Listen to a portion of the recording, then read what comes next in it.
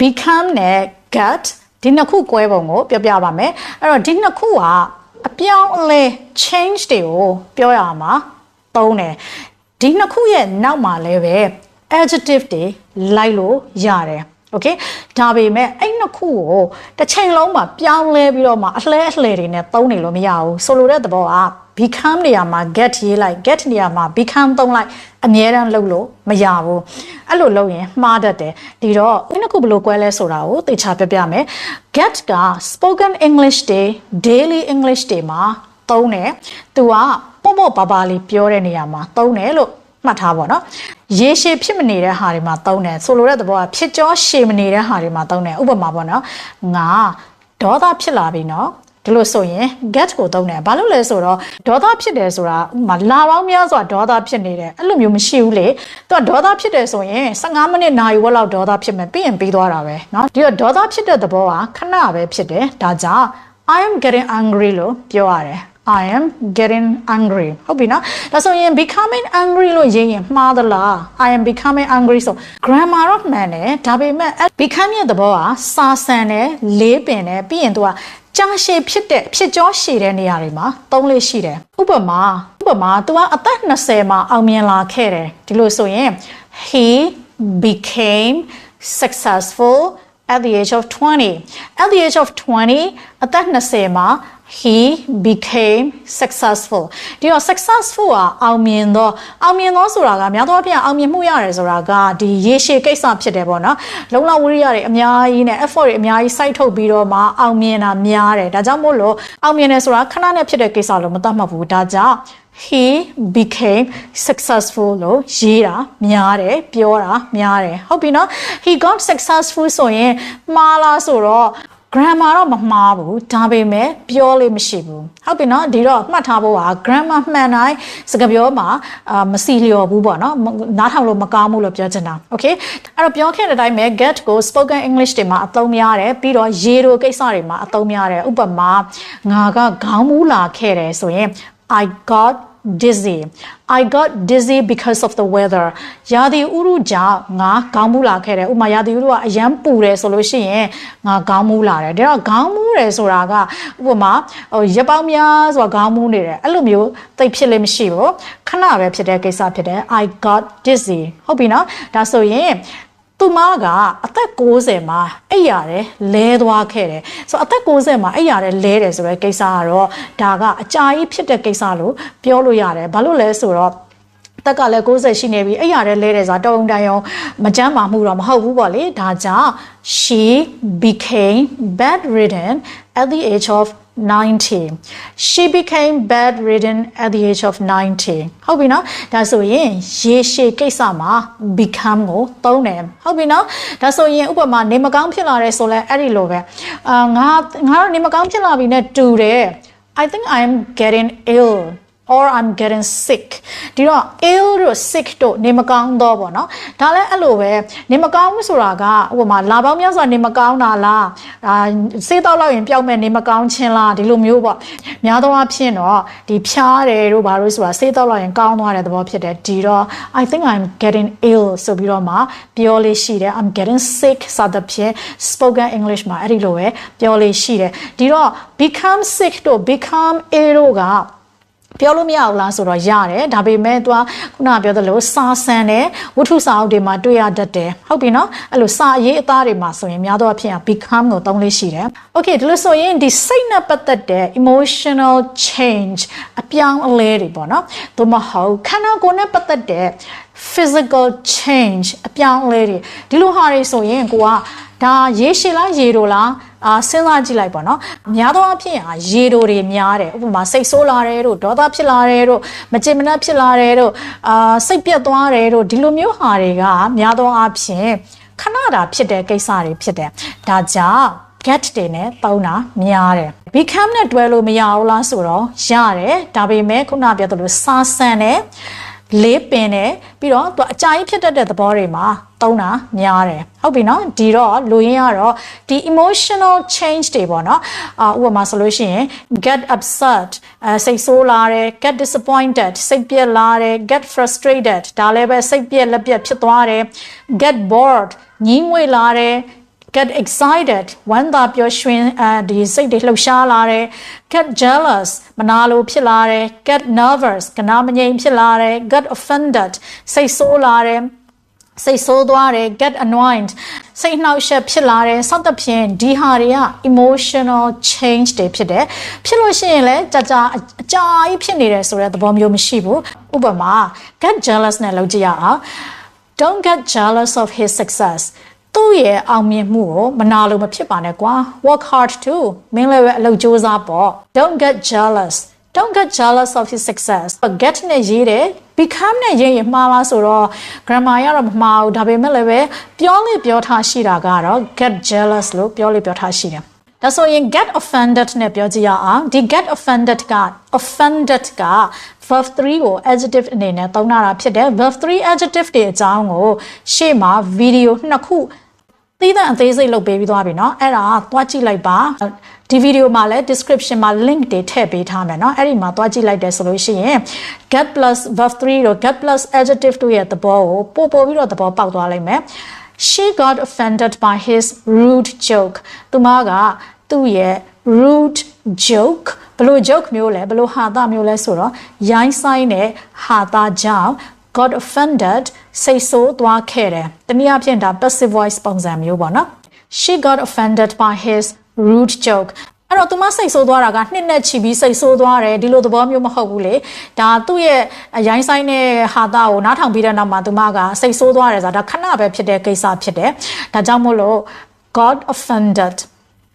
became နဲ့ရေးရင်ရလားဆိုတော့ခုနကပြောသလိုပဲမမှားဘူးဒါပေမဲ့ spoken English တွေမှာတော့ she got offended လို့ပြောလို့ရှိတယ်ပြင်းရင်ညီငွေလာတော့ဆိုတော့ bored နဲ့လုပ်ကြည့်မယ်ငါဒီရုပ်ရှင်ကိုပြင်းလာပြီကွာ I am getting bored with this movie I'm getting bored with နဲ့ရေးတာလေးမှတ်ထားနော် at တို့ on တို့ဘာတို့ညာတို့စသဖြင့်အခြားသော preposition တွေထည့်လို့မရဘူးနော် getting bored with လို့ပဲရေးလေးရှိတယ်အဲ့တော့ I'm getting bored with this movie let's change the channel တိုင်းပြောင်းရအောင်ကွာပြင်းလာပြီဆိုတော့ပြင်းရင်ငွေတယ်ဆိုတာလည်းခဏပဲဖြစ်တဲ့ကိစ္စဖြစ်တယ်ဒါကြောင့်မို့လို့ getting bored လို့ရေးတယ်နော်Okay ဒါဆိုရင်ရုပ်ပိုင်းဆိုင်ရာအပြောင်းအလဲတွေဖြစ်တဲ့ physical changes တွေပေါ့နော်ဒီနေရာမှာလည်းပဲဒီ get သုံးမလား become သုံးမလားဆိုတော့ရေရှည်လားရေတိုလားဆိုတဲ့ပုံမှာမူတည်တယ်ဥပမာ dizzy ခေါင်းမူးတယ်ဆိုတော့ခဏကိစ္စဖြစ်တယ်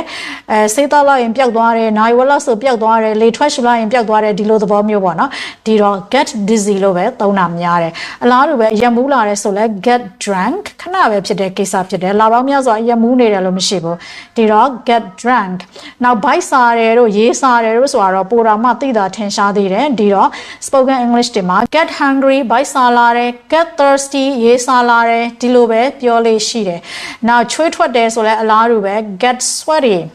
sweaty နေလောင်သွားတယ် get sunburned ဒီလိုသဘောမျိုးဖြစ်တယ်ဒါကြောင့်မို့လို့အဲ့ဒါတွေက get နဲ့သုံးတာများတယ်ဟုတ်ပြီနော်ဥပမာ it was so hot outside that I got dizzy အပြင်မှာအရမ်းပူလို့ငါခေါင်းမူးသွားခဲ့တယ်It was so hot outside that I got dizzy.ဒါဆိုရင်ငါမြန်လေးထားလိုက်တဲ့အခါမှာခေါင်းမူးသွားတယ်ဆိုဘယ်လိုပြောမလဲ When I stood up quickly, I got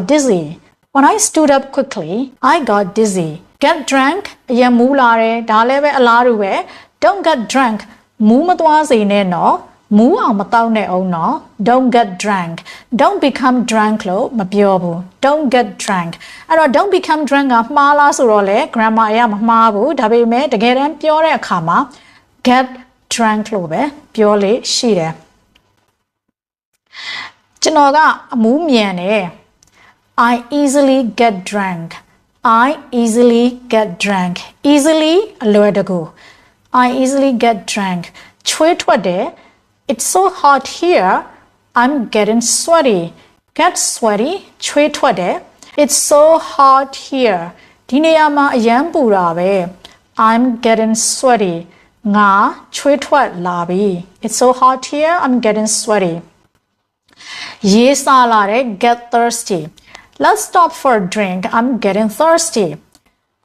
Let's stop. ခဏရရအောင် for a drink. တခုခုတောက်ဖို့အတွက်ဘာလို့လဲI am getting thirsty. ငါရေးစားလာပြီနေလောင်သွားတယ် get sunburned get sunburn ဆိုရင်လည်းအလားတူပဲနေအောင်ကြီးထဲမှာအကြာကြီးနေပြီးအကြာကြီးနေလောင်နေတဲ့အဲ့ဒီလိုမျိုးသဘောမဟုတ်ဘူးခဏပဲဖြစ်တဲ့ကိစ္စဖြစ်တယ် get sunburned wear sunscreen or you will get sunburned at the beach wear sunscreen လိမ့်လိုက်ပါအဲ့တော့ဘယ်လိုပြောလဲ wear နဲ့ပြောတယ်နော် sunscreen ဝတ်လိုက်ပါမဟုတ်ဘူး sunscreen လိမ့်လိုက်ပါ wear sunscreen or ဒီလိုမှမဟုတ်ရင် you will get sunburned at the beach at the beach ကမ်းခြေမှာမင်းဘာဖြစ်လာလိမ့်မလဲ you'll get sunburned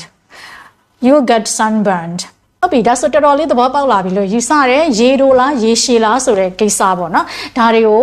ခွဲနိုင်တယ်ဆိုလို့ရှိရင် get လား become လားကွဲသွားတယ်ပေါ့နော်နောက်တစ်ခုကကြတော့ဒီစာဆန်တာနဲ့စာမဆန်တာစာမဆန်ဘူးဆို spoken English တွေမှာပြောတဲ့ဟာပေါ့ဥပမာအလုပ်ရှာရတာခက်လာပြီကွာအဲ့ဒါဆိုရင် it is getting difficult to find a job ဒီလိုလေးပြောရုံပဲ it is getting ဖြစ်လာနေပြီပေါ့နော်ဘာဖြစ်လာတာလဲဆိုတော့ difficult ဘာလို့ဖို့လဲto find a job it's getting difficult to find a job ဟုတ်ပြီနော်ဒါဆိုရင်ဒီ getting နေရာမှာ becoming ထဲလဲမှန်တယ် it is becoming difficult to find a job ဒါပေမဲ့ spoken English မှာကြတော့ getting နဲ့ပြောတာများတယ် becoming ကကြတော့ဒီနေရာမှာရေတိုရေရှည်ဆိုတာအထက်ကိုဒီနေရာမှာကြတော့စာဆန်တယ်ဟုတ်ပြီနော်ဒီတော့ထည့်သွင်းစဉ်းစားရမှာကဒီကိစ္စကတခါလေရေတိုရေရှည်ဟုတ်ချင်မှဟုတ်မယ်ဒါပေမဲ့စာဆန်တယ်ဆိုတဲ့ကိစ္စတွေမှာဆိုရင် becoming ကိုရေးတယ်ဟုတ်ပြီနော်ဒါဆိုရင်ဒီနှစ်ခုလုံးကမှန်တယ်လို့မှတ်ပါ get difficult become difficult တစ်ခုကပေါ်ပါတယ် spoken English နောက်တစ်ခုကစာဆန်တဲ့ written English သို့မဟုတ် formal writing တွေမှာသုံးလေးရှိတယ်ဟုတ်ပြီနော်ဒါဆိုရင်အရေးတကြီးပြောဖို့ရှိတာကဒီ get your become your ရဲ့နောက်မှာ adjective လိုက်တယ်ဒါကြောင့်မို့လို့ဒီအခုလိုမျိုးပေါ့ case လေးတွေမှာဆိုရင် it is getting difficult to find a job သို့မဟုတ် it is becoming difficult to find a job ဆိုပြီးဒီလိုအစားထိုးပြီးတော့ရေးလို့ရတယ်ပေါ့နော်ဒါစာဆန်တာမဆန်တာလောက်ပဲကွာတယ်ရေးလို့ရတယ်ဆိုတော့ညာလဲလုံးဝအစားထိုးပြီးတော့မှရေးလို့မရတာရှိတယ်เนาะဆိုလိုတဲ့သဘောကbecome ရမယ့်နေရာမှာ get ရေးလို့မရတဲ့နေရာတွေရှိတယ်အဲ့ဒါတွေကကြတော့ဘာလို့လဲဆိုတော့အနောက်က adjective မလိုက်တဲ့နေရာတွေဥပမာသူကြီးတက်တက်အဓိပ္ပာယ်တွေနဲ့ပြောတဲ့အခါမှာเนาะဘာလို့လဲဆိုတော့ get ဆိုတာကသူကြီးတက်တက်ဆိုရင်ရတယ်ဆိုတဲ့အဓိပ္ပာယ်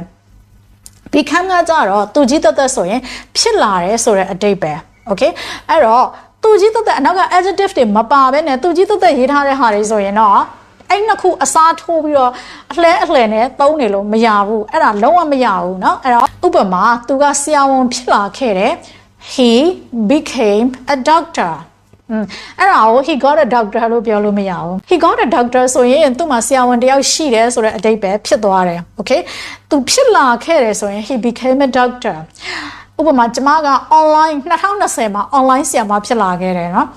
I became an online English teacher in 2020 I became an online English teacher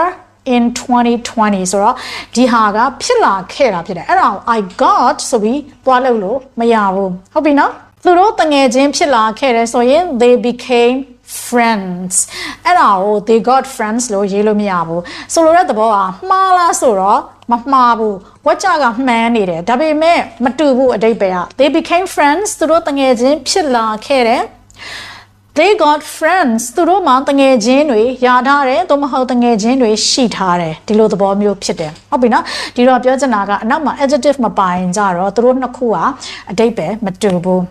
okay ဒီတော့အစားထိုးပြီးပြောလို့မရဘူး